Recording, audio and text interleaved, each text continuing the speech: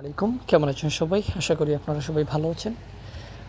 2023-24 শিক্ষাবর্ষের preliminary to মাস্টার্সের নিয়মিত কোর্সের ভর্তি কার্যক্রমে রিলিজ স্লিপের নতুন একটি নোটিশ দিয়েছে আজকে জাতীয় বিশ্ববিদ্যালয়।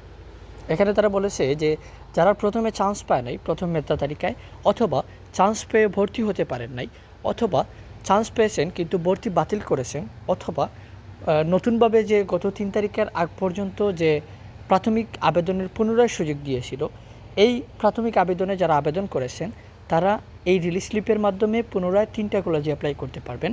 ইনশাল্লাহ আপনাদের 3টা কলেজের মধ্যে যে কোনো একটাতে চান্স হয়ে যাবে। তো আপনারা যারা রিলিজ স্লিপে অ্যাপ্লাই করতে চান আমাদের সাথে যোগাযোগ করতে পারেন, আমাদের মাধ্যমে অ্যাপ্লাই করতে পারবেন।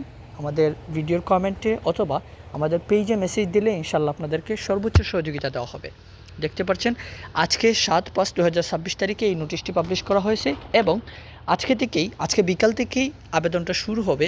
তো আপনারা যারা আবেদন করতে চান রিলিজ স্লিপে প্রথম মেধা তালিকায় চান্স পান নাই, আপনারা যারা আবেদন করতে চান আমাদের সাথে যোগাযোগ করুন, ইনশাল্লাহ আপনাদেরকে সর্বোচ্চ সহযোগিতা দেওয়া হবে। আসসালামু আলাইকুম।